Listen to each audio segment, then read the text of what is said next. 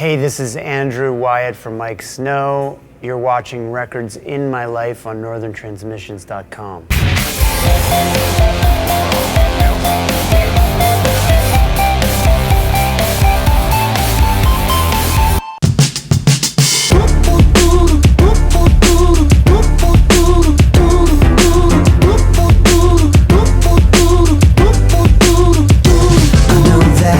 No phone, and no labels to put on to this thing. Yeah, somebody said this is about sort of influential records in your life. Yeah. Records you love, you like. Yeah. Constant and firm. So usually where we start with is, you know, what was the record maybe that you went, man, I want to do music? Yeah, the first, I guess the first record that made me know for sure that I wanted to do music was either, I can't remember if it was My Sharia More or it probably was Songs in the Key of Life by Stevie Wonder, which my sister had.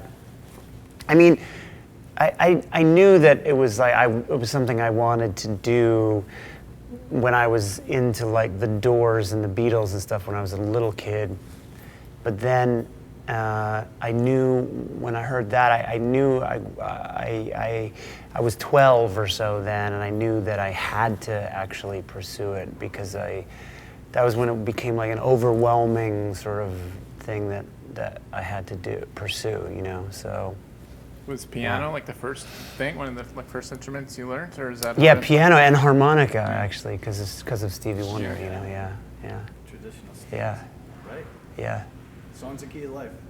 I think so, because, you know, that's the one that was the kind of most widely circulated that, you know, one of my older brothers or sisters had, and then after I got that, I got into all of them, you know, but I have very strong memories about that and being like, you know, 13, 12, 13, 14.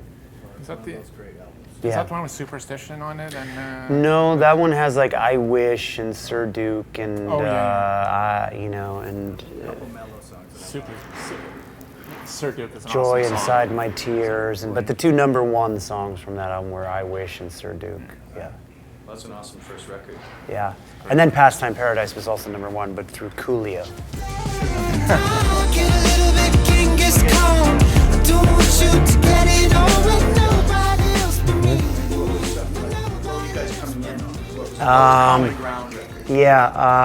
Book of Shade,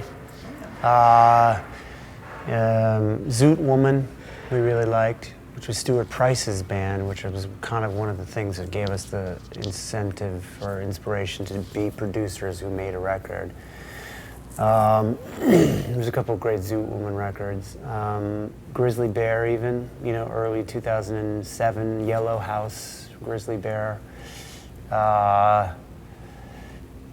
You know, when I think Merriweather Post Pavilion came out the same year that we put out our record. But I think it came out earlier in the year from when we did our record, so I think maybe that had a little bit of an influence on some of the, you know, like sprinkly psychedelics that are on the first record. You know, Kraftwerk always is being inserted into the mix. Which one? Trans Europe Express. I like Radioactive. Nobody really likes that record, but I love that record. Pontus, you know, is a massive, like, that's his Stevie Wonder, sort of his Kraftwerk, you know. If you meet him, you understand why. Yeah. Yeah, he's a very scientific man. It's like being in a band with Spock sometimes. Yeah. Deep in thought all the time? Well, I wouldn't say he's deep in thought, but he's very rational and humane somehow at the same time. And makes a good argument for the rationality of humanity.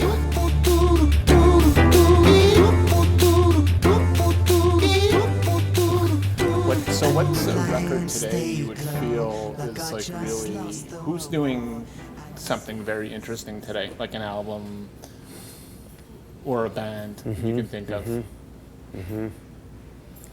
Well, you know, you always have the usual suspects, like the Kevin Parkers and, you know, Josh Homme. The Iggy Pop thing was really cool, and obviously Iggy is I tend to sort of gravitate towards people rather than, and, you know, but that's not to say that a certain spirit can't pass through a work of art at some point, and, you know, what else? What's really new? There's that guy Andy Shauf.